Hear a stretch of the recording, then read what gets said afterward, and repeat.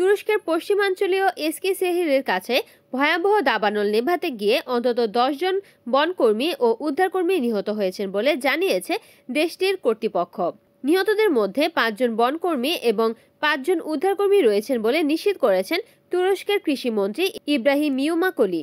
এর আগে স্থানীয় সংসদ সদস্য নেবি হাতিপোগ্লো এবং তুরস্কের সংবাদ মাধ্যম বারগুন জানিয়েছিল এই ঘটনায় 11 জন প্রাণ হারিয়েছেন। দাবানলটি শুরু হয় সকাল থেকে ইস্তাম্বুল ও রাজধানী আশকারার মধ্যবর্তী অঞ্চলে। প্রবল তাপমাত্রা এবং দমকা হাওয়ার কারণে আগুন দ্রুত আশেপাশে ছড়িয়ে পড়ে। এতে কয়েকটি গ্রাম থেকে মানুষকে সরিয়ে নেওয়া হয় এবং বহু বাড়িঘর হুমকির মুখে পড়ে। হঠাৎ দিক পরিবর্তন করে আগুন ছুটে আসায় 24 জন কর্মী আগুনে আটকে পড়েন। এর মধ্যে 10 জন নিহত হন এবং 14 জনকে গুরুতর আহত অবস্থায় হাসপাতালে ভর্তি করা হয়েছিল। দেশটির আবহাওয়া অধিদপ্তর জানিয়েছে, গত রবিবার থেকে তুরস্কে স্বাভাবিকের চেয়ে 6 থেকে 12 ডিগ্রি সেলসিয়াস বেশি তাপমাত্রা বিরাজ করছে।